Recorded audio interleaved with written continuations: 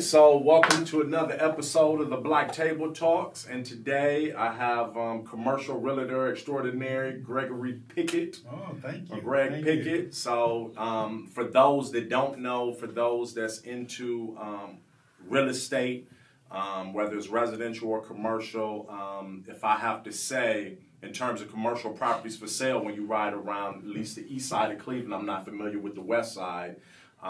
If you see that sign up, you see your name more than any other name, specifically of a gentleman of color. Let's say that an African American. That's not normal. So we see a lot of commercial signs, but yours, in terms of, I think you have majority in terms of African Americans that I've seen, or maybe I just noticed that.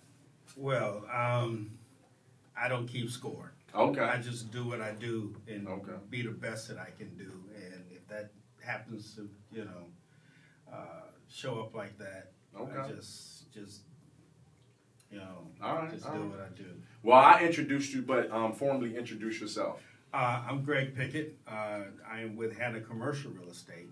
That is my broker. Also CEO of J Woods Group, which is also a commercial real estate consulting company, which handles all of my properties. Okay.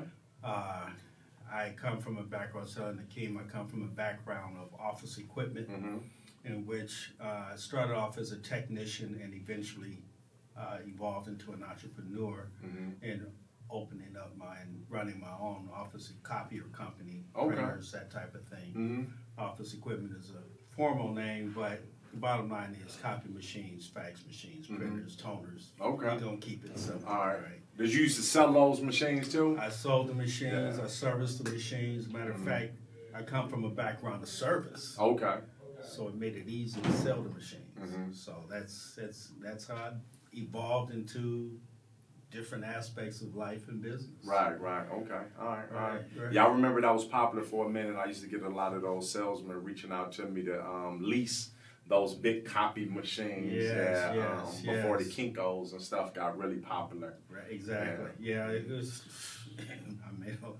I did well. Oh, I'm sure. I'm sure it had to be some money because there was a lot of people selling them. So I knew anytime you got that many people trying to get into business, there's some money to be made somewhere. I noticed that. Well, I was understanding wholesaling a long time ago. Okay. All right. Good. So what made you evolve to real estate, or did you go directly to commercial real estate, or you started with residential?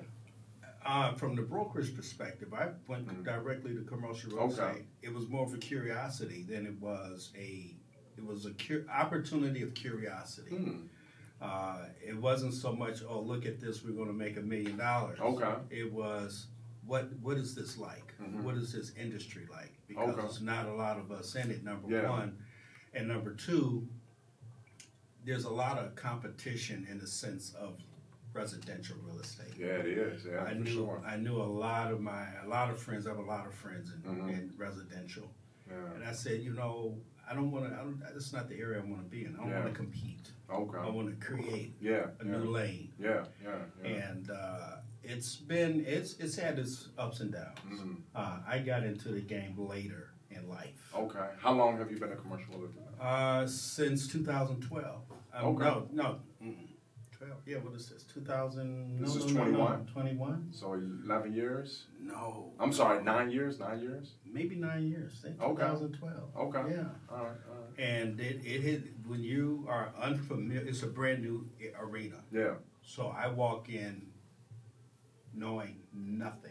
So how did that work? Did you have to take class? Did you go to school? I went to classes to specialize in commercial. I took CCIM classes. CCIM. Certified Commercial Investment Member. Okay. Commercial real estate is a extremely different animal than residential. Residential, now you can apply the principles, of course, right. as Buying an and selling. investor, buying and selling. Yeah. But when you get into properties such as, let's say we want to do Key Tower, all right?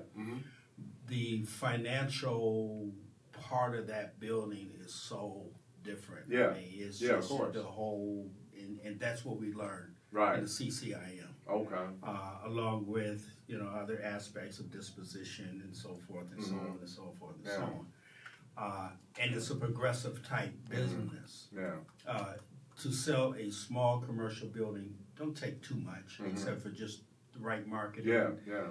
But as you progress into apartment buildings, larger type apartment buildings and complex, then the financial aspect comes more into play. Okay. And again, I've had failures and I've had successes, and I've had, it's a business, or like anything. Yeah. You learn from your past mistakes. Yeah. It's funny that when you said that the reason you chose chose commercial over residential is because it was less people that looked like you operating in that field or that market.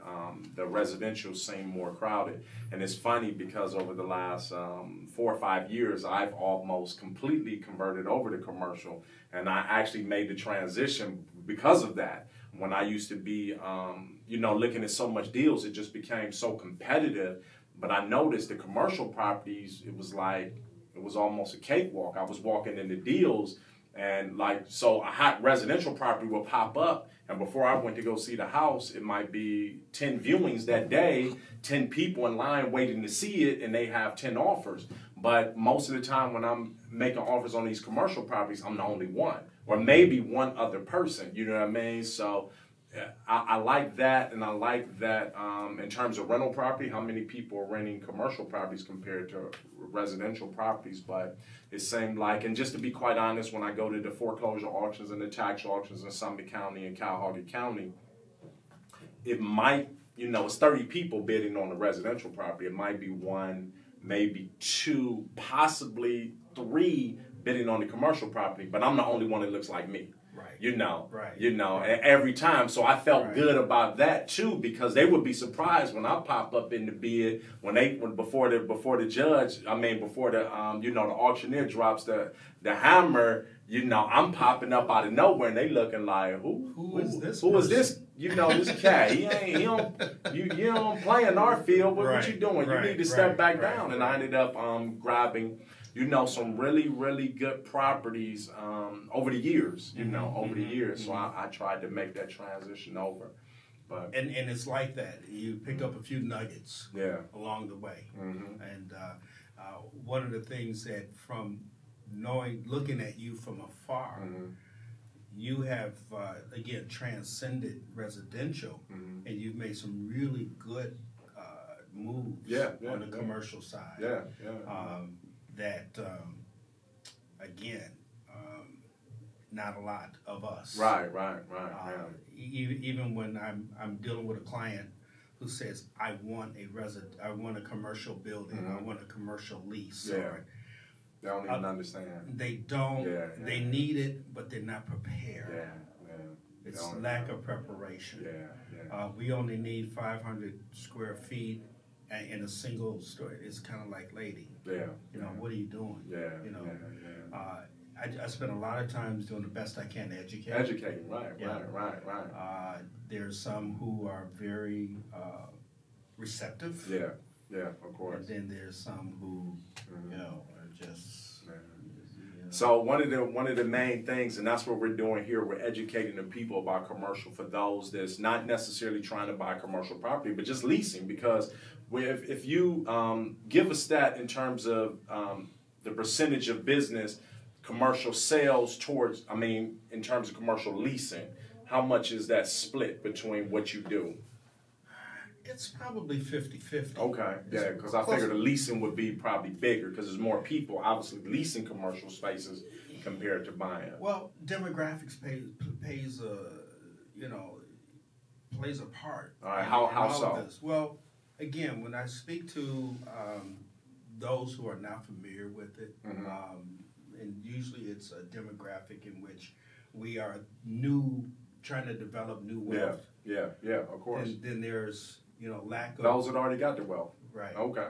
Those who have the wealth are the ones that they're easier to work with. Yeah, of course. Because they got the knowledge, they had the understanding. And then there's the deal is a lot easier. Yeah, of course.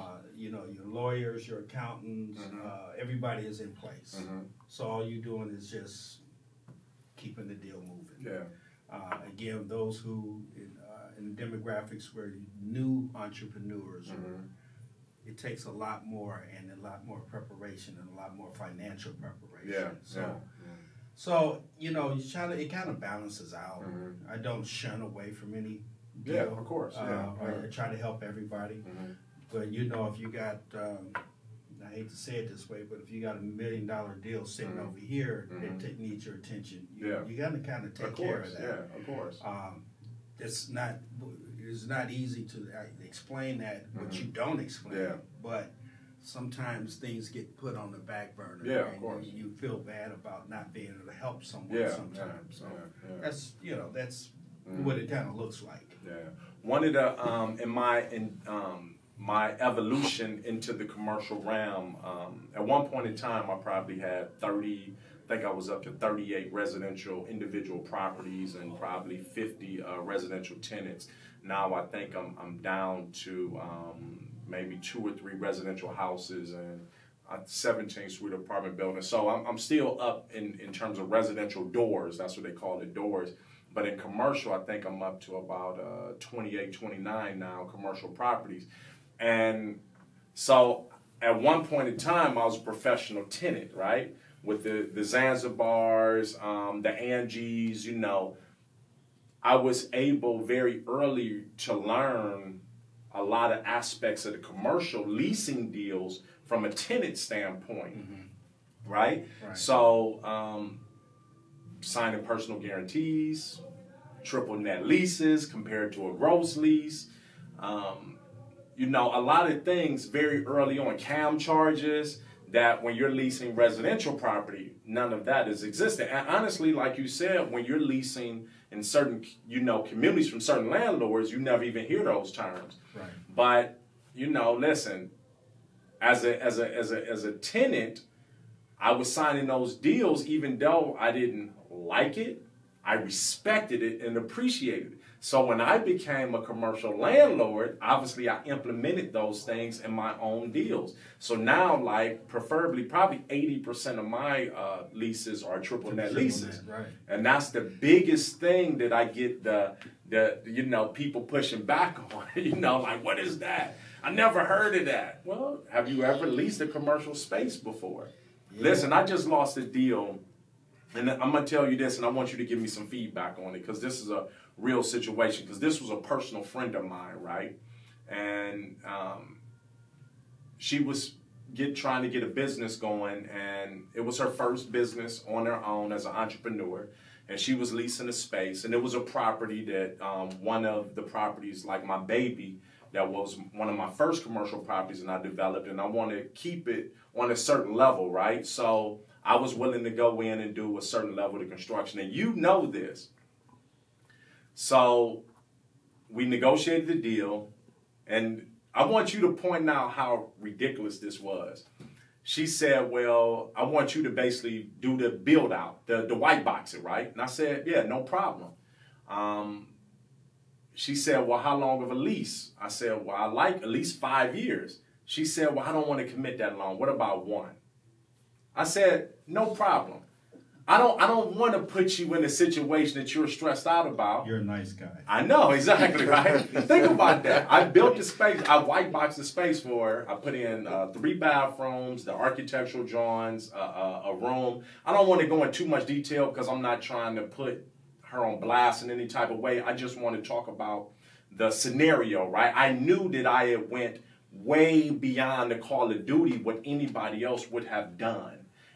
But because her lack of information and knowledge, which I'm not mad about because I knew who I was dealing with, it was a lot of blaming like I was the bad guy. And I knew that wasn't the case. I wish she would have just had more experience where she could appreciate what I was doing. So I white boxed the space, sent her over lease. By the way, she had never signed. We were over a year into the deal. That it took me a while to get the construction piece done, so I'll take some of the responsibility. Never paid a security deposit, never paid 1 dime towards rent. I don't even know if she ever paid any utilities, right? The deal was that you don't have to start paying rent until you get your occupancy permit, right? but I need a security deposit. Over a year, no security deposit. Built the space out. Walked her through the process of storefront renovation to get signage and different things. And it's just, the more I gave, the more was asked. And I was like, man, you like a year. That 1 year lease you signed, it expired.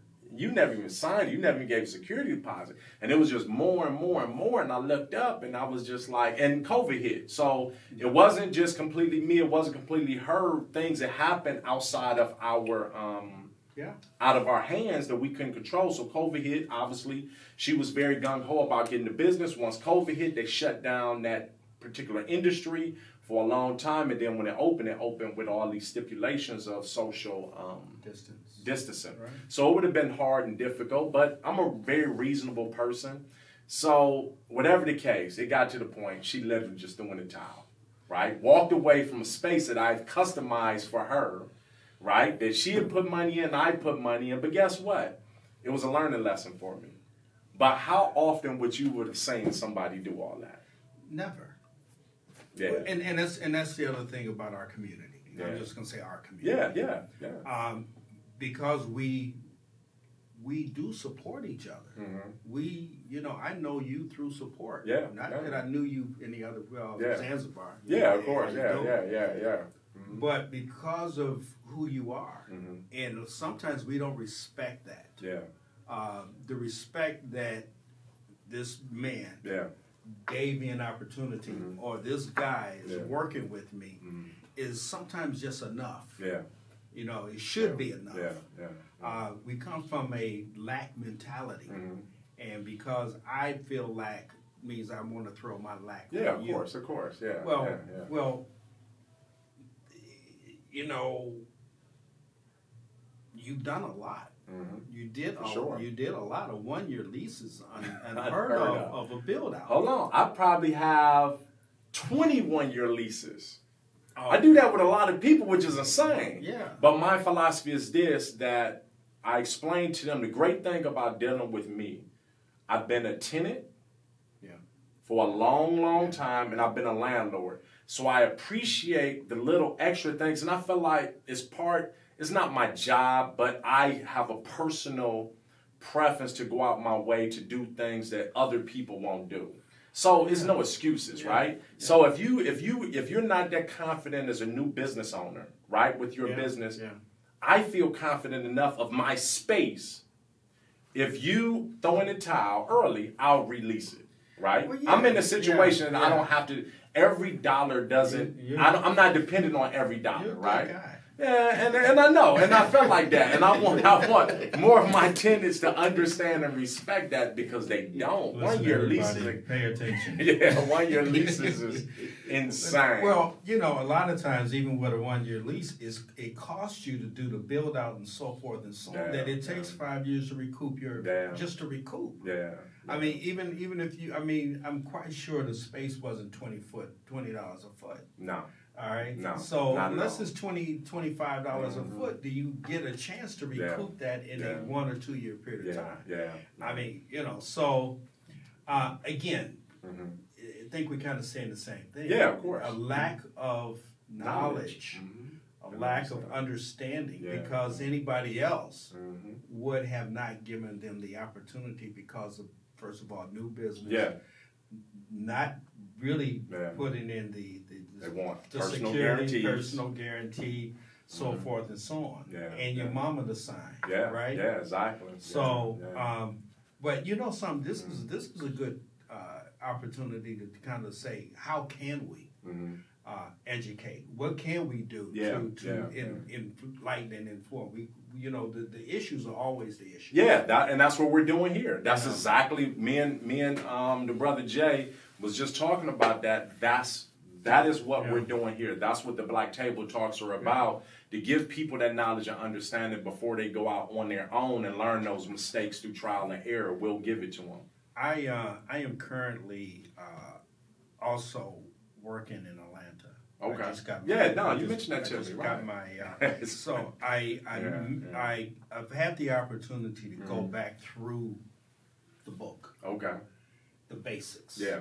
Because even though we do deals, we do this, we do this, But the basics are teachable. Yeah, of course. They're teachable. And the reason I pause is because I'm kind of looking at all of the complicated stuff that's in the book. Yeah, yeah. But if there's some kind of way that we can simplify the process or the terminologies or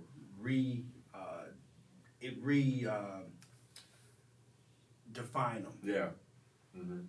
I that's one of the things that I've done some stuff with a company, with a nonprofit called Blot, building business leaders today or tomorrow, something like that. Okay. And it's a nonprofit, and they do a really good job of business education. Yeah.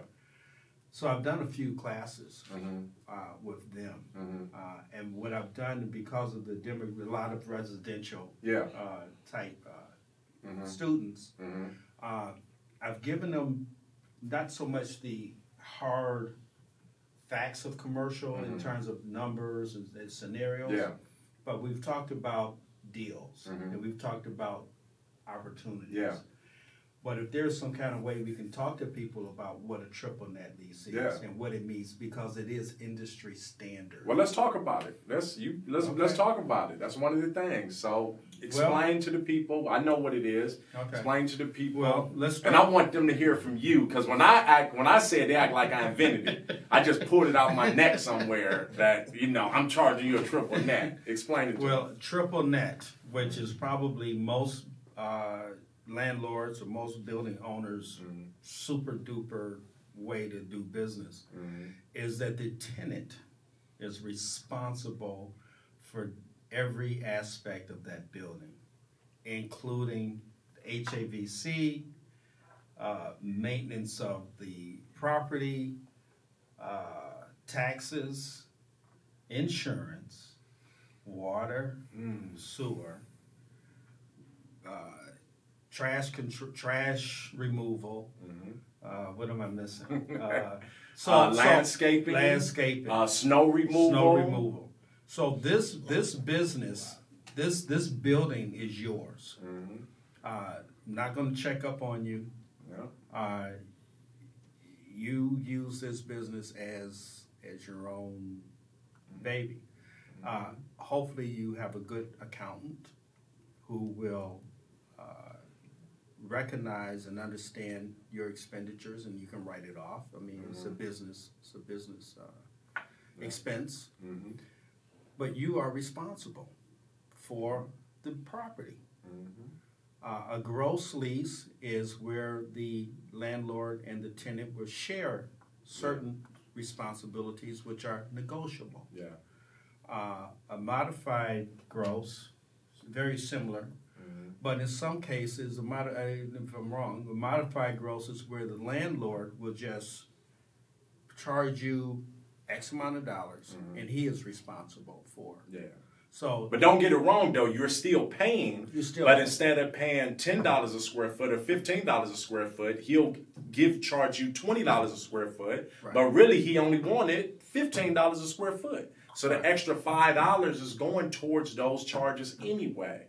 So don't get it mixed up. You're still going to pay either up front or on the back end. Right. You're going to pay. Now, with a triple net, it does give the tenant the opportunity to control some of the cost. So let's say, for example, if you want the landlord to do it, and let's do it, and he can charge you back for services. Let's say landscaping. All right. Well, let's say your brother JoJo does landscaping. Well, you can have him do it at $5 or $10. Whereas the landlord will say, look, so we need professional service A, B, and C because I get to control this, where that's going to cost you $50. So triple net is not necessarily a bad thing.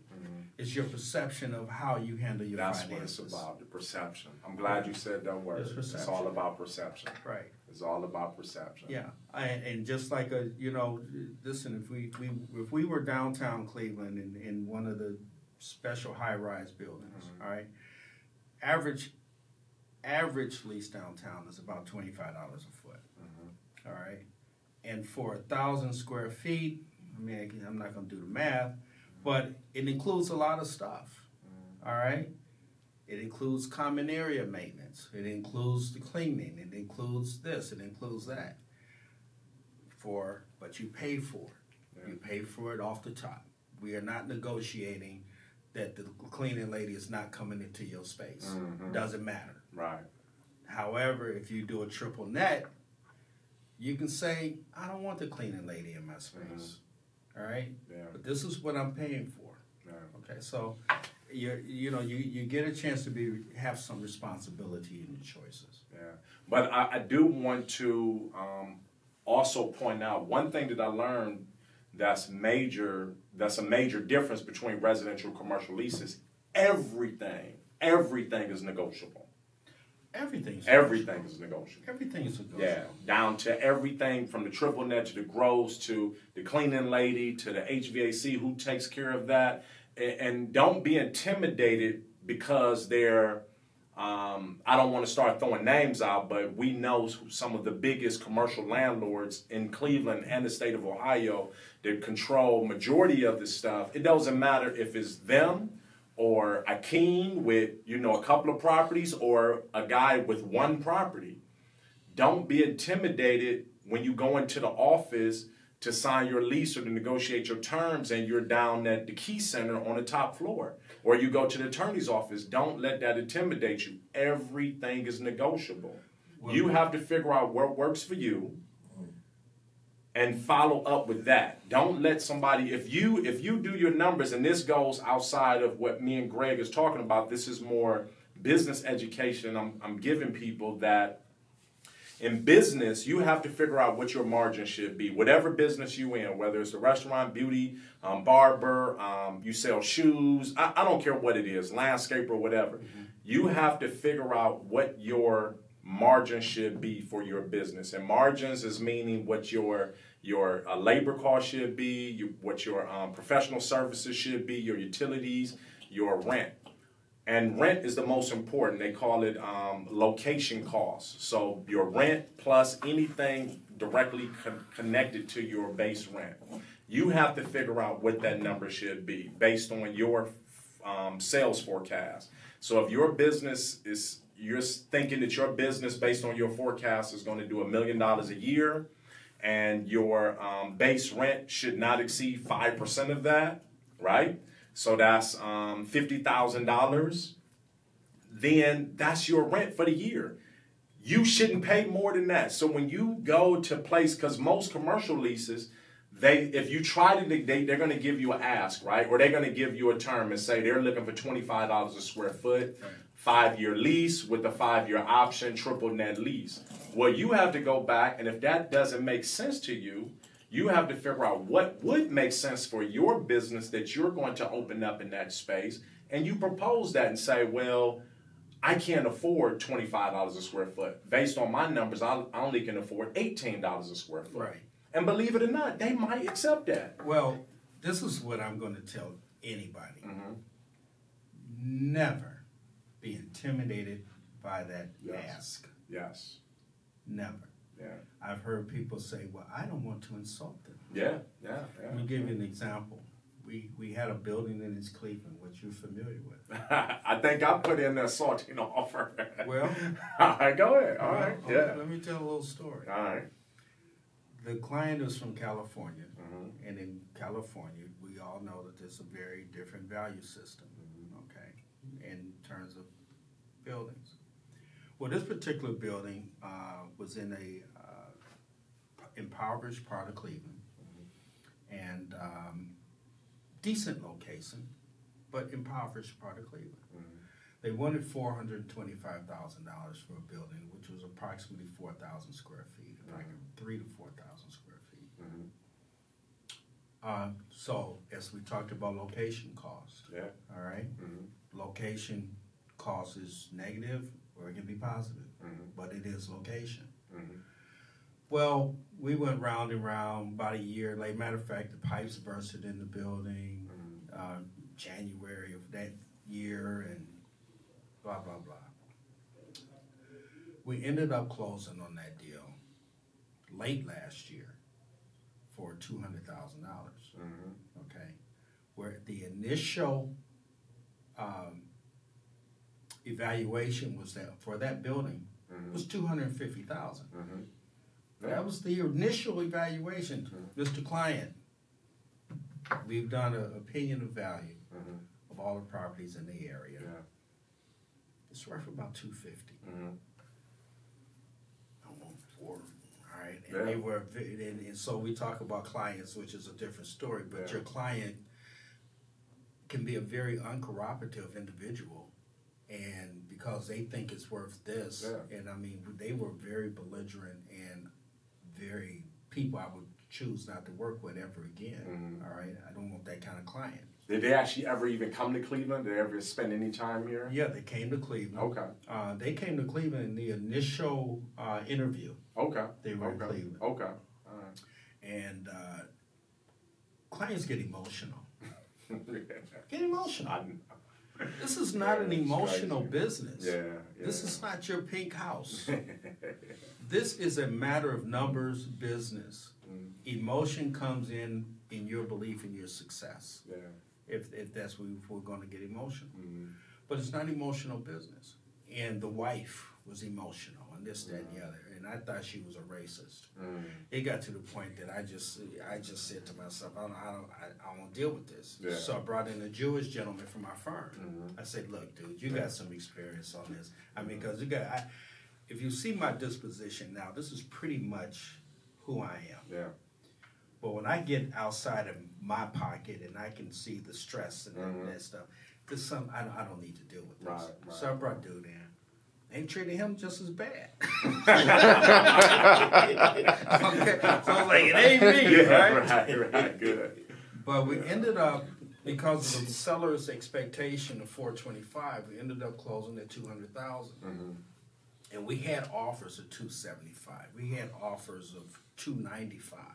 Earlier on, that disappeared, right? Yeah. Right, because they would not accept, because their belief system, and not wanting to be educated or not believing who you are or your whatever the issue was. Yeah. They end up losing a lot of money. I'm trying to think about what did I offer, because I put in a cash offer on that property. You did early on. Maybe it was too early, maybe. Well, your early was $225. Okay, I think all right. early, That makes sense. Yeah, but it was too early, right? Yeah, right, it was right. early on. In matter of fact, you said, "Look, Greg, I'm not even sure I would offer that." Your due diligence. Yeah. So, That's as hard. a client, as a person who is looking to purchase, lease, do your due diligence on the location. Yeah. Okay, do as much homework as you can. Whenever you decide that you want to purchase a property, look at your 4 avenues of income from purchasing that property. Yeah, for sure. It's not always the rents. Well, the rents is part of it. Yeah. But it's your taxes. It's the appreciation. Yeah. It's another one or depreciation actually as well. So look at all of those things as you look at a building and realize that even though today, I'm only receiving, let's say I'm only getting $10,000 a year income.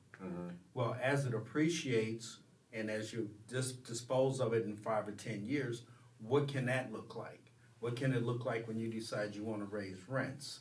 What does it look like on your taxes when you've got money inside? You get, you make $100,000, but you get to write off the expenses for the building. Okay, all those things are things you need to consider when you start talking about investment property. We kind of switched up a little bit, but that was due to the fact we talked about offers. Yeah. Offers. Appreciation is one of the things that you always look at. But what can it be worth down the road? Yeah. Depending on your income, your tax status, talk to your accountant about your depreciation and that type of stuff. But remember that this year one, in some cases you're going to take a loss because you got to do a rehab. what's it going to be worth in 10 years? Mm-hmm. You know, it's $100,000, $200,000 in 10 years. If I put 50 into it this year, Yeah. all right. Those are just some concepts, ideas, things to think about. Mr. over here has he does that instinctively. I know he's put things down on paper. He's got a great team. He's got a great team around him. Yeah. I do a lot of research. However, it's instinctive now. When he looks at a property, when he looks at an area, when he looks at what the rents could be, what could this appraise for? He's asked me for opinion of values in some cases. Yeah. In most cases, we're not too far off. Right. Mm-hmm. All right. Yeah. Which is cool because I respect this guy. Yeah. But the ask, I've heard people say, I don't want to insult them with my price. Mm-hmm. Numbers don't have no feelings. Yeah. Don't trip. Yeah. Numbers is numbers. Yeah. All right. I've got some. I'm in the middle of a situation right now. I just made an offer. No offense. most deals. I've been doing it for so long, and I'm just one of them guys. My attorney pointed out. She was on the show too. She pointed out that the problem with me. I think I'm an attorney too. Sometimes I think I'm a broker. You do a lot. No, Listen, yeah, I mean, the one thing I've learned in this business, as a matter of fact, first of all, you can't do every deal. Yeah. And those who don't need help, Yeah. I just talked to a friend of mine this morning that got a plaza, and I just assumed that I would list the plaza. Yeah. She said, Greg, this is a friend. Yeah. Talk to friends, Right. Greg, I don't need you I don't need you to do this, do I? Yeah. And You really don't. Right. So you don't. honestly. No, you don't. Right. You listen. You're gonna get, if you want to do the evaluation, add up your rents. Yeah. Subtract your expenses. Yeah. Give it a multiple of divide it by 10%, and that's your price. Yeah. All right. We're gonna call it easy. Yeah. All right. Yeah. That's easy. Now, if you want me to market the property, want me to show the property, Yeah. if you And that's want what me people don't see the value in Yeah. too. So that makes sense. I mean, I've two things. You have to look at every situation differently, right? A lot of times when I'm buying property, I don't really use a broker unless, I speak with the broker that's representing the buyer. Right. But I'll say this, that I found myself trying to sell my own properties before, and definitely looked back on it and said, nope, I would have paid somebody for that hassle and that frustration and that crap. To constantly show it over and over and over again, to answer all these questions, some dumb, some relevant, some make all the sense in the world, but to go back and forth, because like you said, people, they have emotions connected to it. I lost, and this was on a residential deal. I tried to list my own house 8 years ago in Richmond Heights when I decided to sell it. I put it on Zillow. I listed it, put pictures on there, and people contacted me. And within 2 conversations, I said, nope, this is not what I should be doing. So I contacted my realtor, he handled it. But it was another situation that I got into. I bought another house, and then it was another house in Solon I was looking at. And this guy was emotionally attached. He had built the house for him and his wife. He got caught cheating with his assistant. Divorce. They had moved out the house. He still owned the house. Wife wanted her piece when the house sold. It was a very emotional situation with him. We had a couple of conversations. And I learned very early on in that conversation, like, I need to let the realtor handle this. Absolutely. I need to let him handle this. I'm going to give you another example. I saw a house, and I'm like, Dad, let me help you buy the house. Yeah. I am not residential. Yeah. But I'm going to help Dad. Yeah. After a couple of conversations, I can't help you. Yeah. You're too emotional. Yeah. How's this and why is this and this? I'm like, Dad, it's a process. Yeah. And how come this and this, that? Yeah. So I called up Henry Stoudemire. Yeah. Who's a good friend. Of course, I know. Who handled it like a Junior. You Yeah, talking about Junior. Junior? Yeah. Okay. Yeah. All right. Yeah.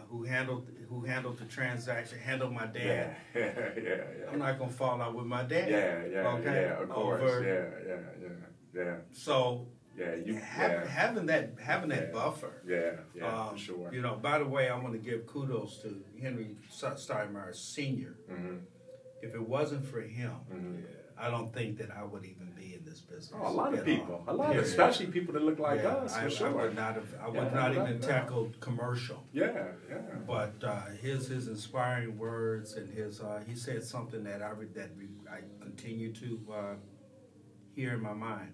Are you jealous? He said a drip will cut through a rock. He said just drip. Yeah. You're gonna be Yeah. okay. Yeah. And when times get tough, or Yeah. they've been tough, Yeah. I say that repeats in my mind. Yeah. A drip will cut through a rock. Yeah. So for all of you entrepreneurs out there, that's a very profound and simple example of just keep going. Yeah. I find a lot of times too, and something you said, which is strong, that if you're looking, and a lot of entrepreneurs, business owners, and just individuals make this mistake. And if you think about it, it only makes sense. This is common sense. If you're trying to do a residential deal, by his own admission, commercial and residential are really totally different animals, right? They're all in the same zoo, but they're different cages, right? If you're trying to do a residential deal, why in the world would you hire a commercial agent? That doesn't make any sense. And if you're trying to do a commercial deal, why in the world would you hire a residential agent? Commercial agents do this every day. They work with a different type of look, perspective. They're looking through a different lens. They understand the market different than somebody that does residential property. Now, a residential agent will get greedy and say, I can handle that. And don't get me wrong, very small, one building in the community, piece of cake, maybe they can. But for me, when I'm dealing with commercial properties, I want a commercial agent. Let me give you another example. Mm-hmm. I am currently in a deal with a residential agent. Mm-hmm. The seller say, hey, look, residential agent, we cool. Yeah. I want you to sell this apartment building for me. Yeah. The conditions, So the residential agent is assisting the seller. assisting the seller. Yeah. And you on the buyer side. I'm on the buyer Okay. side. Okay.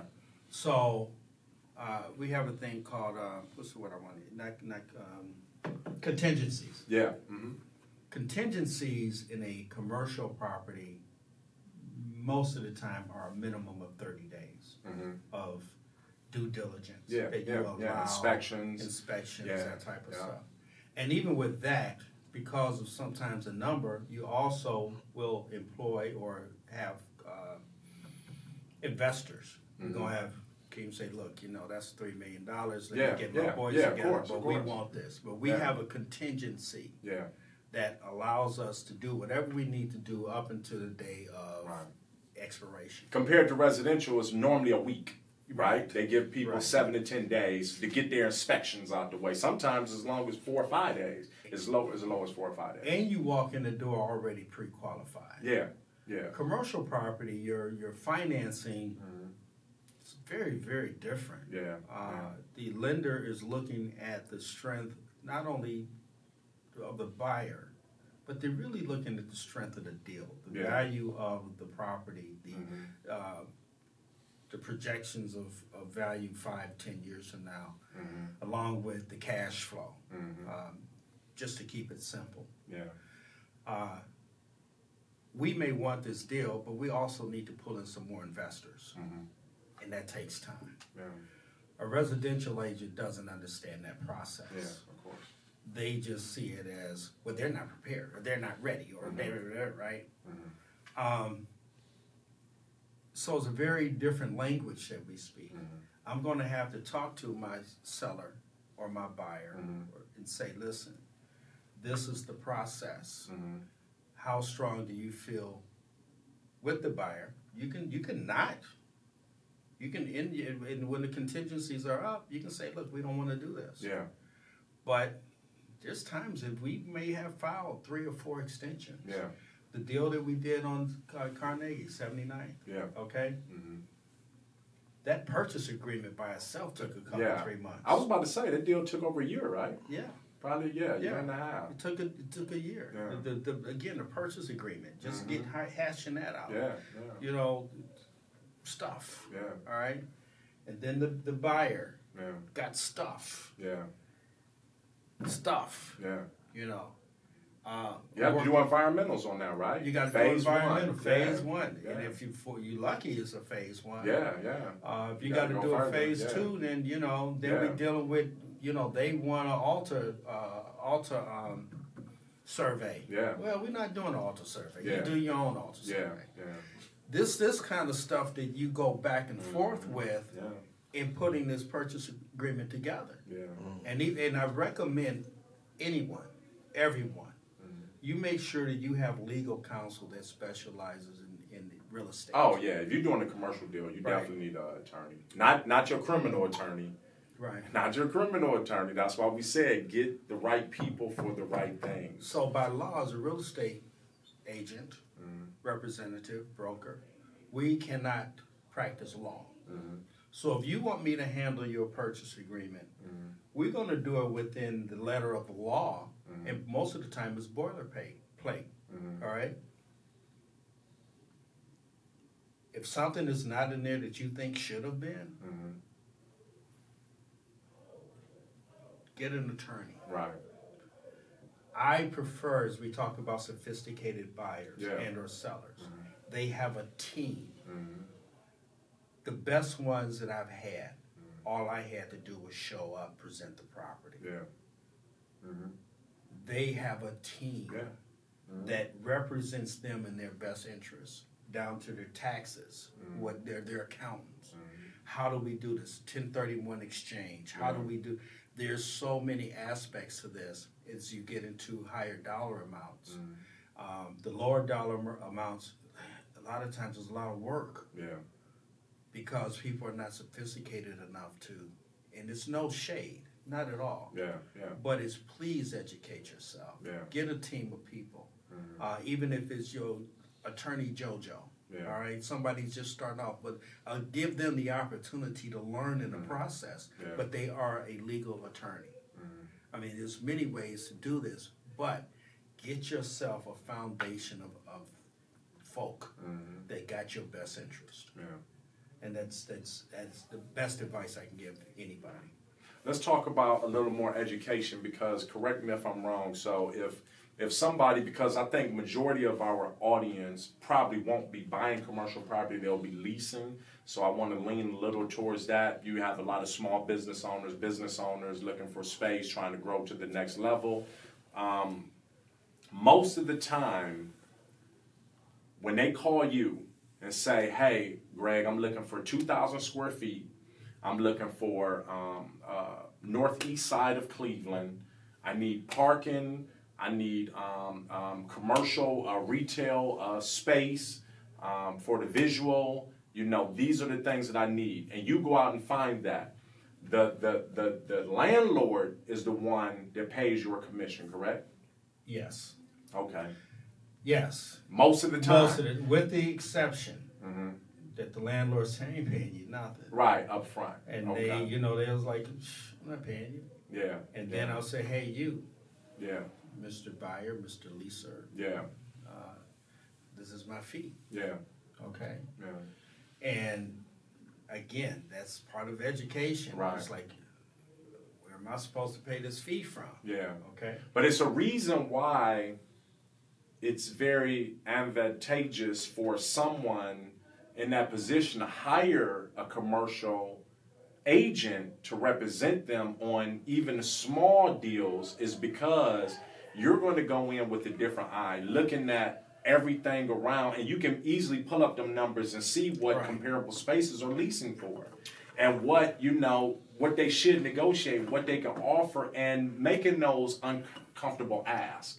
that they're not comfortable with saying, hey, if the landlord say this is a triple net lease, I'm asking for $20 an hour, $20 a square foot, and you say, well, that really doesn't make sense, or it doesn't fit that tenant's numbers, you can go in and ask those tough asks in terms of reduction on rent or build out. Because I've had, situations that a landlord offered to build the whole space out for me. But this was very early on, and I was like, oh man, I didn't think that it wasn't my birthday. I didn't think it wasn't Christmas. So in my mind, this is just a nice guy. This is a hell of a nice guy. Why is he doing that for me? But then when I got the paperwork and saying he wanted $55 a square foot after he did the build out, I understood. Yeah. But I didn't know in the beginning that I can go in there and do my own build out and only pay $28 a square foot. Absolutely. So either you're going to pay now or you're going to pay at the end. But you're going to pay. Yeah. You just have to figure out which situation is best for you. But that's why you need somebody that does this every day. Yeah. We use a service called LoopNet CoStar. Mm-hmm. All right, just basic service. Yeah. That gives us industry standards on numbers. Mm-hmm. We do not say we do an overall view of industrial space. Let's say in Cleveland, Ohio. Mm-hmm. Then we can't get specific for Solon and Warrensville, but overall, okay. Retail space. We do have an overview of what a retail space should go for in Cleveland, Ohio. If you're in a, just say a low-income neighborhood, and they're asking you $15 a foot, that's somewhat unreasonable, okay? But I know that... Now, what are we talking about, retail or office, retail, industrial? Because it's all different, yeah, right? Yeah. So I switched. Yeah. My bad, thank you. Let's talk about retail. Okay. We need a retail space, 2,000 square feet with parking. Mm-hmm. Northeast Ohio. Well, from this neighborhood to this neighborhood, we're talking 20 a foot to 6. Yeah, yeah. Okay. All of it is your ability. It's based on location. But based on location. And sometimes you're talking about across the street.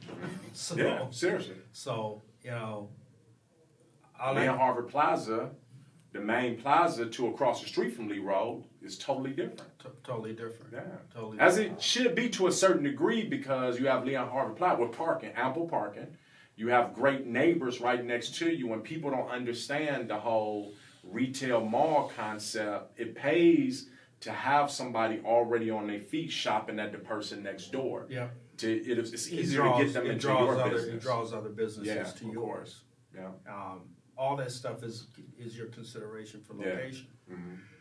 Standalone building in the middle of whatever. Yeah. You may have some privacy if that's important, but you may not draw people to you. I tell people all that all the time. They want to be the only one somewhere. You know how dumb that is. Yeah. Show me a McDonald's that's by themselves or a Burger King that's by themselves somewhere. Yeah. Think about that. Yeah. So being prepared for business is, as we talk about leasing or buying a building, there's so many, your marketing, all of that is so important. It's a really big picture. Yeah. But yeah, location. What's the I'm trying to what's the probably the number one formula? What is it called? The formula that most commercial buyers and sellers use when they're evaluating their property. I don't personally go by it. I tried to go by it very early. What is it called? You mean the it's not the cost analysis. No. Listen, I just looked at all this stuff like all this week. So. Okay, but it's based on how much income the property is producing, based on potential appreciation, based on location. What is that term? It slips my mind. Like I said, I just looked at it. Okay, This whole week. Yeah, I don't personally. I'm a different type of buyer. that? I don't use it because I'm aggressive, man. I'm an aggressive investor. My numbers, a lot of these buyers, if they can get they return back in 10 years, they happy. That'll never make me happy. You mean a performer?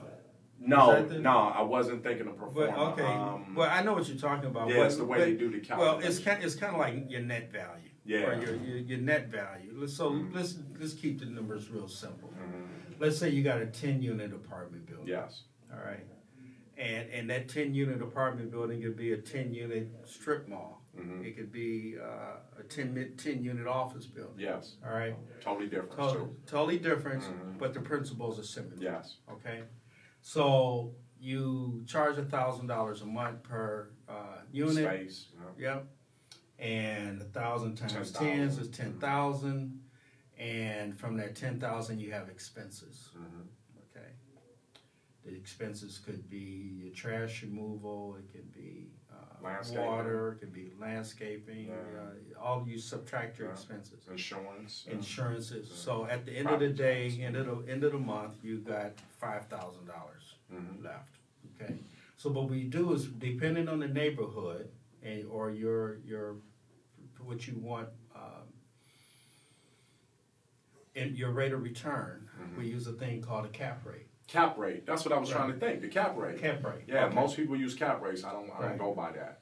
Well, cap rate is really important. Well, it's important to a certain degree, but the way that I buy, trust me, I exceed that cap rate. I get it. I'm the same yeah. way. I got some stuff that I can't sell. Oh, right. Because I got it exactly. so cheap. Yeah, because most investors, correct me if I'm wrong, they looking at the 8, 9, 10% cap rate. Cap rate or that or 10. 4, 5, or 6. Yeah. Depending on who you are. Oh yeah, right, true. Okay. Which is insane to me, because Right. that's really insane. Well, that's not who we are. Yeah, exactly. Okay? Yeah. But to that guy in California who's looking for a cash flow in Cleveland, a 5 or 6, because his risk becomes less. Yeah. His rate of return is more. Yeah. I mean, his rate of return is less.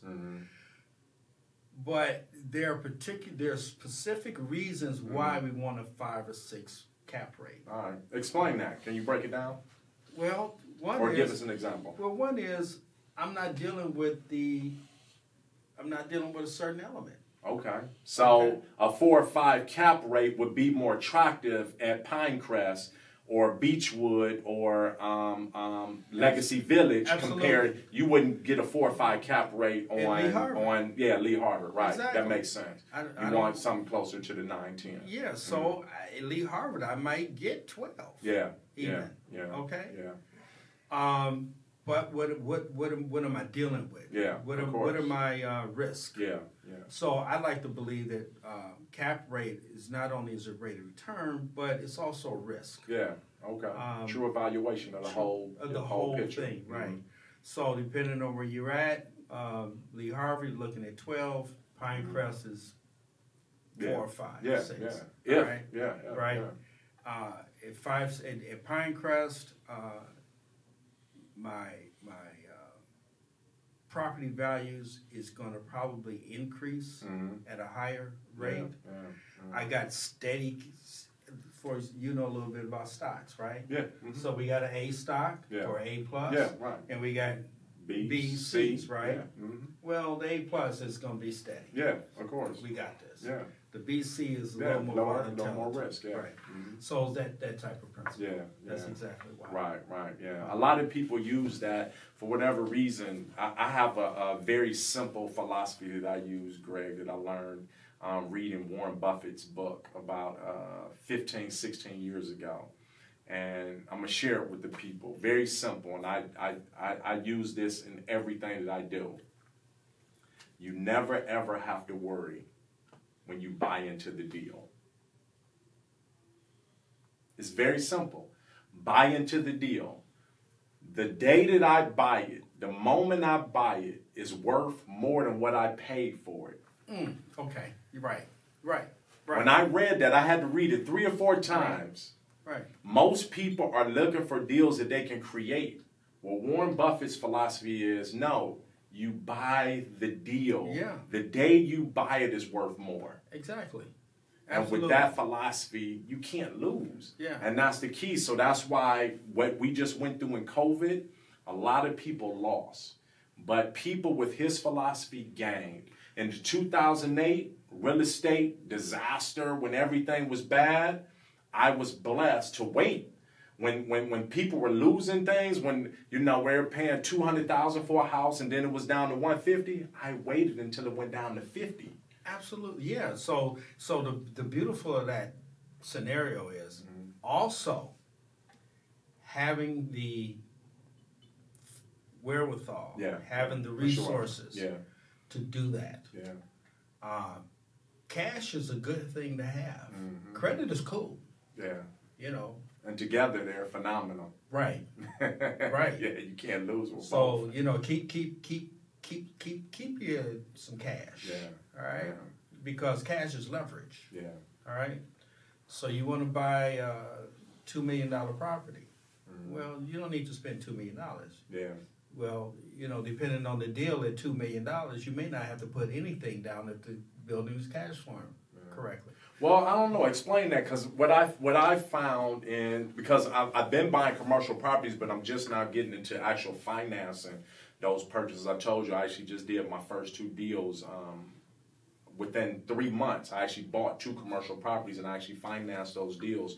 The first one I only had to put down 15%, and the second one 20%. So what are you finding? What's the lowest down to the highest down? Well, typically it's 20%. Yeah, that's so. the average, right? I'm not trying to blow any or deceive anyone. Yeah. However, there are deals. Creative financing. That are creative financing that the lender says there's so much equity or upside to this deal. You don't need any money down. What? All right. Well, we're talking about. Well, we're talking about Key Tower. Okay. Okay. We're talking about, 200, 300,000, 200 or 300 apartment units. Okay. Where now. I have not been a part of these deals. I was about to say, why would a seller even sell that situation with that much equity in it? Unless it's you buying it from the bank or from the lender that already got there up front. The original lender. This is the lender that's making that decision. Right. The seller says, okay, I want $20 million. Okay. All right. Well, here's your 20. You say, I'm the buyer. Well, listen, if you come to the table, or sometimes it's just based on reputation. There are developers in this city that have gotten $2 or $3 million and they only paying $200 a month on that note. Yeah. Because of their reputation. Yeah, of course. There's developers in this city that got paid to develop, own the property, and when they sell it, it's their nut. It's their property, their profit. Yeah. So it's levels to this game. I agree to that. It's definitely levels to everything. For sure. So without a doubt. As we continue to grow. All right. I just thought about something funny because I know it's public information. Everybody's heard of the Shaker Square situation. They went in foreclosure. I received so many text messages and emails and DMs, people letting me know, which I already knew the Shaker Square situation. I knew it 3 or 4 months ago when they were going in foreclosure. People sending it to me like, I know you buying this, you buying this. What he just said, there's levels to this. I'm not on that level yet. I appreciate people thinking that I am, but I'm not on the level to buy Shaker Square, and I don't even know if I would want to buy Shaker Square. I mean, that's looking at the whole picture. Yeah, I'm looking at the whole picture. One thing that I think I know about you you're not ego driven. Yeah, not at all. That's one of the things I've liked about you over the years, and just paying attention. That you're not ego driven. Ego driven says I'm gonna buy a Shaker Square. Right. Without looking at the whole picture, the whole number, and I have looked at the number and I've evaluated it. Right. They were in trouble. That's why they in the situation they at. So buying it at the number that they owe is not a very comfortable situation for that space. It needs to be reduced by about 30%, and it would be. I was having a conversation, I think yesterday, with somebody else talking about the Pinecrest situation. Are you aware of that? That Pinecrest went into foreclosure, and they gave it back to the lenders about 3 or 4 months ago. So imagine that. The developers that had just developed and built Pinecrest,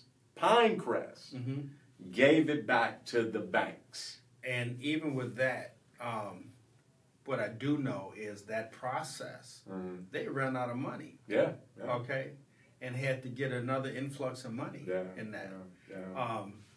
Great concept. Yeah, and they lost some key tenants early on, though. One of the largest tenants they lost within, I think, 3 or 4 months, 5 months. That their brew house next to the theater, they were gone within 4 to 5 months, and they didn't fill up the rest of those spaces as quickly as they anticipated based on the numbers. And then when COVID hit, you know. So leases, right? Let's go back to leases. Yeah. There's a thing called a net lease. I think it's called a net. Yeah. Percentage lease. Okay. Percentage lease. Man. All right. Oh my goodness. So That's crazy. percentage lease is you're gonna pay me X amount of dollars. Yeah. And this is for retail. Yeah. And if you make over X amount of dollars, you Yeah. owe me a percentage Yeah. of that. Okay? A lot of people bought into that percentage leasing. Yeah. Well, that's very popular in like malls, a Beechwood mall, especially like in the food courts and concession stands and different things. I don't know if the big boys, the Dillards and the Saks don't do that, but the smaller guys, they ask for that. So imagine doing your performer, and we got an Angie's in, or Zanzibar, Yeah. so get fancy. Yeah. In Pinecrest, right? And you doing $2 million in your current location, and they come and they approach you and say, well, we think you should be here. Right? Yeah, of course, because that's how it goes too, right? Yeah. You should be here with us, right? And you say, okay, right? And this is it, and anything over this, we get a percentage, right? So you're doing your performer, you're doing your forecast. Yeah. And we got 2 million here, and and you expect that to continue, all right? In more of a positive sense than negative. Yeah. Right? And things don't work out. You're not getting that. Yeah. You're not getting the percentages. You're not. Your income is decreased by quite a bit. Yeah. And I don't know the why Pinecrest isn't, doing well. Yeah. I think a lot of times with new spaces, we flock to them for a little while. Yeah. We go there and then okay. I mean, because have you been to the theater? I've been there one time, and I'm not gonna lie, it was too expensive for the experience to me. Right. And maybe I just couldn't afford it. Hey, but the experience, it didn't make sense to me. We went. We ordered the food before the movie started. The food came out, and they never came back. My wife's food wasn't correct. My food wasn't correct. So we really couldn't even enjoy it because while the movie was playing, they never came out. And it didn't just make sense. I think we might have paid $15 a ticket plus the food, $60 for something that we didn't enjoy. So with that being said, we talk about value. Value. Yeah. Extremely important. I've never went. I've never gone. Yeah. All right. I'm not that person that needs to go to. Right. Yeah. So I've been to a few of the restaurants though. Yeah. All right. Decent experience for some. Yeah. So unless you create an environment that, and I'm not even quite sure if we even know what that is. I mean, I've been in Cleveland all my life. Where would I go on a regular basis? Consistently. Yeah. But you got to create. That's why McDonald's advertise like they advertise. Yeah. They need new people. Yeah. All the time. Of course. Yeah. But percentage leases, another aspect of leasing, and if you're unfamiliar with that process, somebody say, well, we want 5% over your gross. Yeah. What is that? Your feelings get hurt. Yeah. Educate yourself. Right. Well, it would be 5% over whatever that base Yeah, sales. They'll ask you, how much do you think you're going to make, in this location? Well, I think I do 500. Well, if you do over 500, we want an extra 3 or 4 or 5% kicked in of your net. Of the net. Of the Okay, net. I Yeah. misspoke. That's it, of the net. Yeah, Of the yeah, net. which is crazy. I've personally never signed, but obviously I've had somebody ask me I'm sure. to do that, and I'm that's sure. ridiculous. I'm sure. So the more you hustle and grind and bring in new money, you help give them more money, But listen, I tell people all the time, like, I'm on this buy my own properties thing, and I've been on it, like I said, 4 or 5 years now, and people were expecting me to buy the buildings where the Zanzibars was at, which I don't own Zanzibar anymore, or, and I tell people, and this is the problem with, I'm not going to say us, just us, people that's not knowledgeable and educated and haven't read the books and got the right knowledge. They depend on other people to think they're getting the knowledge, but they're just looking at what they see we do, right? But they don't have the inside information. So they see a guy like me that's buying commercial properties now. So they run out and try to buy a commercial property. I bought the building where Angie's is at. I bought the building where Unique Auto is at. Well, I can't do that with every business I've owned or will open, and I don't necessarily would try, because Zanzibar downtown and Stonetown before that is a great, great location. So just because I can't buy the building, I'm not going to open the business? That's ridiculous. If I can negotiate a great lease rate that makes sense for me, I'll pay them that as long as I'm making my money. I can't buy Shaker Square. I wouldn't buy it just for Zanzibar to be housed in. How stupid would that be? But the rent has made sense for 10 years, 7 years downtown, 12 years at Angie's at Leon Harvard, 6 years at Angie's at Emory. It makes sense, and I'm not trying to buy them buildings just to house those restaurants, because the rent makes sense. We make our money at the business. I don't mind paying the landlord their money. I'm not just trying to buy properties just to say I own them. I'm buying properties that make sense. And sense. Right. That's the only deals that I'm trying to do. Yeah. I'm quite sure that you have paid enough rent. Just pick whatever location. Yeah. That if you wanted to buy the building, you've paid enough to purchase a building. Okay. A building. A building. But just not that building. In the finance. Yeah. Just the numbers. Yeah. Okay. Ownership of a building is also a big responsibility versus leasing. Yeah. Leasing says, didn't work out. I'm gone. Good luck. See you later. All right. Yeah, here's your keys. Yeah, here's your keys. Yeah, And if the business owe you something, Yeah. oh yeah, okay, we good. You're Right. protected, right? Yeah. There's a lot of people who would prefer to be a landlord for the opportunity of constant leasing or constant getting paid. Yeah.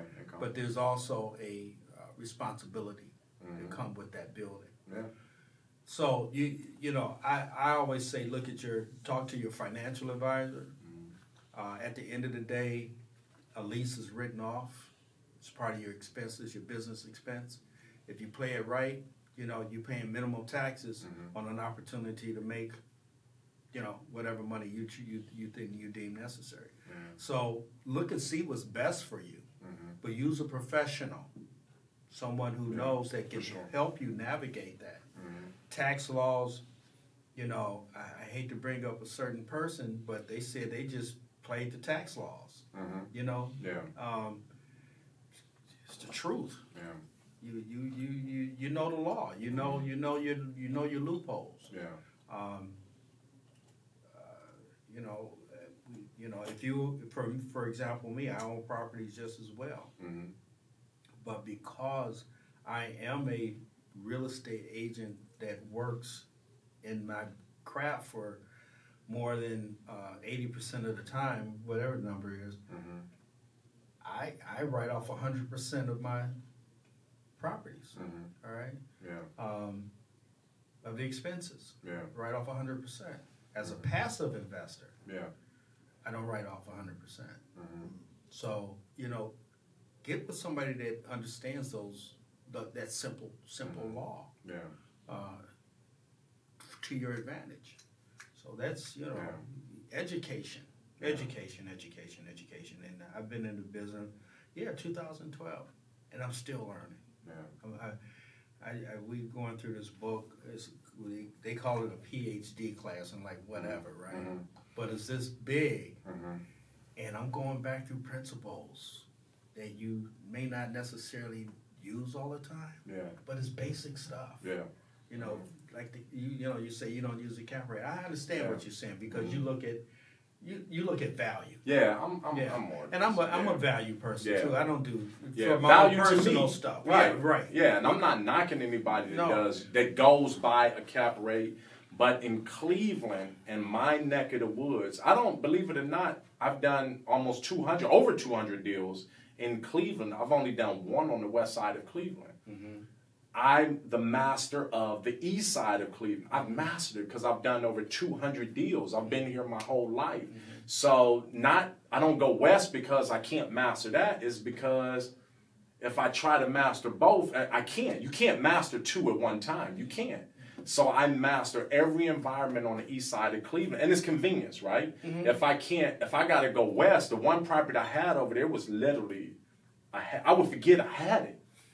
It would be 2-3 months to go by and I forgot because it's just so far. I'm like, oh my God. Like when on the east side, I'm touching and seeing, most of my properties on a daily basis because it's just my regular route anyway. Yeah. So it's crazy. And just for me, everybody has to choose their sweet spot. Oh, yeah. Well, the one thing I love about this business is even as I may not be an investor the way Akeem is, but I've gotten my finger on so many other opportunities that fit me. Yeah. They fit me. They fit my person. They fit my skill set. They fit, and you can grow in so many different areas, and that's the beautiful thing about real estate.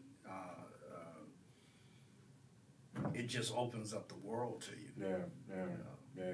Let's talk about the bank that I own. Your bank? That you're representing that we still haven't sold. Well, we have a few. I won't use to say challenges. It's not the right word. Well, the challenge is they won't let us get in because they're still operating. You can't do walkthroughs in there. So with that being said, I didn't want to say challenges. Okay. Part of the reality is creating a situation where someone says, regardless of what's in here, this is a great location. Yeah. Even though we can't get in, the building is in good shape. We don't have any vandalism issues. There's a lot of great things about the building, and that's kind of how I would approach it. Now, if you have a need for this building, okay, let's keep this in your portfolio, in your mind for a few more months when we will have the opportunity. June. I think their lease is up in June. So along with that, we do not have a sign on the building, okay? So that is also, I've dealt with that. I got buildings that there's no signs, and I've had to sell them. And we have sold them. And I got buildings with signs on them that don't sell. Yeah. So it depends on the investor. This particular building has a few good assets, great parking, good location. I just pitched this building yesterday to a group that's looking for a drive-through, drive-through restaurant. So we'll see how that comes. And even though we don't, so I don't know if this is good or bad or whatever, but I don't do a lot of communication with until there's something to talk about. Okay. Other than that, it's like, hey, dude, ain't nothing to talk about, all right? For me, it's just redundant, and that's just me, world, lookout, whatever. Yeah. But I do believe that I do respond to my seller if they have a question. And I got something to say. Right. And matter of fact, even with that building, I'm discussing a new marketing technique Monday with, because initially when a building typically comes out, you get people want to know it's new. Yeah. All right, it's just like we talked about Pinecrest. Yeah. Right? It's new. Everybody want to know about it. Even other brokers call you and say, hey, what about that building? Can it be used for this and can it be used for that? Well, in this particular building, we got a lot of inquiries, but we don't have any access, which is discouraging. Yeah, because it's a bank. It's an It's a operating citizens bank. Yeah. Well, they're not operating in normal standards, but they got all their stuff in there. Right. They got a safe in there Right. with something in there. Right. Yeah. So, And an ATM machine, yeah. is the cameras working? Everything is working there. Oh, Yeah, everything is working. Say, yeah. Or I would have been in there. Yeah. Hey, the safe door, so I told you that the safe door is so big and so heavy, they have a hydraulic machine that you hit the button, it closes and opens the safe door. Because when I did go in there, they actually showed me when I first purchased the bank, they gave me a little tour of the place, So what's going to end up happening is if the young man here allow me to still represent him on the bank, when we are able to have access, we will do another marketing. But in the meantime, I'm doing a new marketing Monday, targeting banks directly. So we've already got that set up. All right, so We're yeah, just that's what gonna I be just for a prefer. bank. I prefer Right. another bank. So I told you if I don't sell it, if we don't sell it in some real time, I'm going to turn it into a salon suites. Okay, so Yeah, so I'll take it so off. I have an educated consumer here. So Producer, I'm a producer. We were just talking about no, it. they're I'm a right. producer. Wrong Yeah, turn. yeah. But I think that there's an opportunity, for it to be a lot of things. Yeah. And I've had people who wanted to see it as a catering Yeah. operation. So can we get in the bank? Yeah, I'm gonna figure it out. So before we wrap up, I want to touch on two specific things, because if people don't know, you won't find most commercial properties listed on a Zillow or Realtor.com, and those are for residential properties. When people want to specifically find commercial properties, which I just thought about, I want to tell a story real quick. Where should they look? I know LoopNet. CoStar. CoStar. Excelligent. We Okay. use that. I never heard of Excelligent. I've heard of CoStar and LoopNet. Excelligent, and there's another one. A matter of fact, well, LoopNet and CoStar. The other ones Yeah. are pretty much get the same information. But the other thing too is look in the Legal Daily News for foreclosures. Oh yeah, I understand that, but I'm talking about for just on I mean market. for the regular people. Yeah, for okay, the regular people. yeah, but even for them, but the problem with foreclosure commercial properties, as you know, they have to have cash a lot of times. Getting a pre-approval for commercial properties is not the same as getting one from residential, so they have to be prepared with that cash. And most people, are not ready for that. So LoopNet is a good resource. I want to tell a quick story and then the last topic. So this is how I got introduced to LoopNet, which is a horrible story, right, for me. But it was a learning lesson, so it wasn't horrible. I learned a very valuable lesson. So 9 or 10 years ago, I had 2 apartment buildings. My first apartment building I bought like 12 years ago. I don't know what I was thinking. I bought a 6-suiter. No, was it 1, 2, 3? It was a 4-suiter apartment building. I paid $9,000 for it. 117th and Craven off Union, right? It was a total renovation. My first apartment building renovation. At that point, 10 years ago, I'd only did maybe 2 or 3 residentials, but this one I wanted to renovate to keep for the residual income. I paid $9,000 for it. Totally renovated the building. It took me over a year to do it, about 13 months. Started renting the property out, full occupancy within 4 months. 3 months later, first fire, right? a girl in the first unit downstairs, which was the worst for me at that time. I'll never forget, she left some hot dogs on the stove, ran to the store, got into a conversation down there. When she got back, never fired, smoke damage throughout the whole building. I had to move everybody out. You know how bad smoke damage is if you have ever experienced. It's worse than fire, right? I had to move everybody out the building, redo everything. Not everything in terms of construction, but to get that smoke damage out is devastating. Took me 3 or 4 months to put the building back together. I did it. Another tenant, some of the tenants I lost, some of them I got back. 5 months later, another call, fire at your building. Get back over there. And I'm insured, but I kept the building insurance. They paid me both times. Didn't overpay me, but they paid me. Second time, came to find out the girl was what they considered a fire. When I got on the scene, the chief told me, hey, you know who this girl is, right? I'm like, no, it's a tenant. No, we got her under investigation. This is her third fire. She has a problem. And I got the tenant through a company organization called Eaton, and they knew.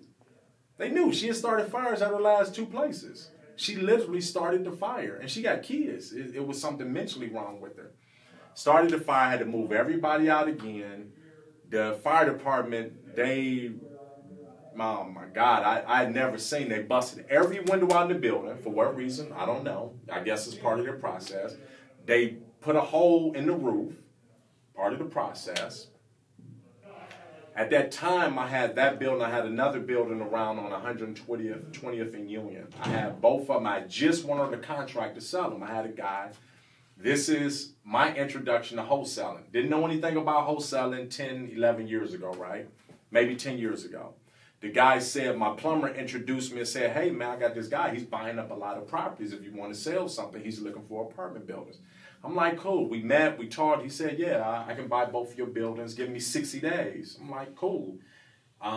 He said, I don't want to give you any earnest money, though. I'm saying, no problem. It don't matter because whether you sell them or not, I'm going to continue to collect rent, right? If you sell them, it's a plus. If you don't, until you then, I'm collecting rent, so I'm not pressed. Went under contract. So one of the buildings caught fire. He told me I got buyers for the building. No, he said I'm ready to close. He presented it like he was buying the properties, but he wasn't. Again, 10, 11 years ago, I didn't know about this. He said I'm ready to close on the properties. I'm like, cool. Fire breakout, so we had to take one out. And the insurance company ended up paying me. So I was good with that, right? I just cashed out. The other one,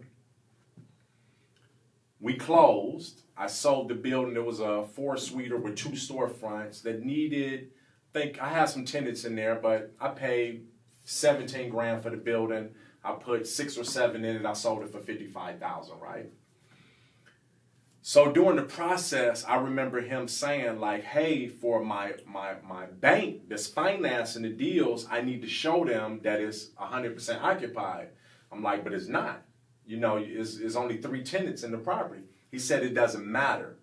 Just put me some leases together to act like it. I'm like, no, you put some leases together to act like it, but I'm not doing that. So he like, all right, put the leases together. He tried to send me the leases to get them signed by whoever. I'm like, there's nobody there. You sign them. So he did whatever. We came to close and I got my money. 2 weeks later, I got a call by a property manager here in Cleveland. I didn't know her name. Hey, is this 3 Black Knights? I'm like, yeah, how can I help you? You sold my clients some fraudulent property, and you're going to court. You got to figure this out. I'm like, who's your client? She said, Ming Wao Chow and Mang Ti Chow, something, right? I'm like, what are you talking about? What property? These are my clients. They're some Asians and they're in Canada and they bought this property. What property? Boom, boom, boom. I'm like, I didn't sell your clients nothing. I sold that to this guy. I'm not going to say his name. I sold it to this guy. They like, no. I'm like, look, lady, I don't know what you're talking about. You said the property was 100% occupied. I never said anything. I don't know what's going on, but you need to get off my phone. I hung up. So I jumped on the public My Place, the county auditor's website. And when I went on there, it actually said that I sold the property to them. So I went back and looked at I reached out to my title company, said, send me over that purchase agreement. It wasn't to them, it was to the guy. I went back and looked at the HUD statement. I didn't sell it to them, I sold it to them. So I called my attorney. He's like, listen, you don't have anything to worry about. Sometimes when people do double closings, the county will, because he literally did a double closing. I had never heard of what a double closing was. I found out later, to make a long story short, when he signed a contract with me, he started marketing my apartment buildings on LoopNet. Right? Mm-hmm. Selling that same property I sold him for $55, he was marketing it for $105. Mm-hmm. Right? So when he said he was ready to close, he had a buyer that was ready to close. So he sent the double closing documents to the title company. He used their money to buy my property. He never pulled one penny out of his pocket. And I'm not knocking him now, but this is the problem. He made he ended up selling it for $95. He made $40,000 on me, never pulled one penny out of his pocket, right? Mm-hmm. But the problem is I had to deal with the headache that he left behind. He sold them a fraudulent situation. You know what I mean? And they were acting like I sold them the property. So I had to hire an attorney to get the documents together, to get the title company to show that they didn't buy the property from me. They bought it from him. You know what I mean? I sold it to him, and they bought it from him. So it was crazy. But, man, it was one of the best lessons I learned, because I started marketing my own properties on LoopNet. I started got an account the next day. This man made $40,000 on my lack of knowledge and understanding. Mm-hmm. So I learned a $40,000 lesson off of that. You know, and he would have got me. He had a buyer for the other apartment building that caught fire. He was going to make $40,000 off of that one too. So LoopNet, it was a beautiful thing. I didn't know anything about it. And they really specialize on commercial properties and multiple residential sales. Yes. Yeah. Yes. So if you're trying to buy or sell 10 residential properties or 20 residential properties, that's where you would go and look. Yeah. So before we wrap this up, again, this is to educate the people. What's the number one issues? Because we want to educate people before they approach someone like you or a commercial agent, whether to buy or lease. What would you recommend they know already or have in order before they even call you or a company like you? Financing. Mm-hmm. At least the potential of a lender. Okay, but that's the buy. That's okay. the buy. Okay. In your leasing, know what you want. Mm-hmm. Understand the process. And how much you can afford to spend. Yeah, know what you want. I mean, it really boils down to financing. Okay. I only want to spend $250 a month. Yeah. That's not gonna get it. Well, they might get it somewhere. Just probably some places they don't want to go. They got some co-ops now. They're pretty cheap. I've seen them as low as $400 a month on the co-op spaces that people are doing. That's the space out in Euclid. On Euclid. They're renting out co-op spaces. Well, I think that you should do some research, and if the co-op is what you're looking for, I think you should call them directly. Yeah. Okay. You can't make any money from that. What is the average percentage? I know with residential is 6% on the deal. What is a commercial? Anywhere from 7 to 10. Okay. All right. So it's just a little higher. Okay. Yeah, it's a little higher. But it's negotiable. It's negotiable. To a certain degree. Everything's negotiable. All right. And is that just like residential is normally split between, if it's two brokers involved, it's split between the two? Typically speaking. Okay. There's some brokers who don't. All right. There's some brokers like, I'm not paying you anything. Yeah. Let your buyer do it. Yeah. So everything is negotiable. So for a potential commercial buyer, you recommend they already get a relationship with a financial institution. Yes. To figure out how much money they can borrow before they go out and try to buy the $5 million building, and they only can borrow $200,000. Right. And put yourself in position. Cash or your assets is your leverage. So don't wait until you call him to start filing your taxes. Right. Because one thing that I learned as an entrepreneur, they don't look at last year taxes, they look at the average of your last 3 years. Yeah. Is that very normal? Yeah, it's very normal. Yeah. 20% down. Yeah. To up as high as 30%, as low as 15%. Yeah. Yeah. So, and pretty much in commercial, don't really care where you get your money from. Yeah. Which is unlike residential. Yeah. They want to trace it. Yeah. Yeah, all the way back to the source. Don't really care. Yeah. You know, you could find it under a rock. Yeah. Last night.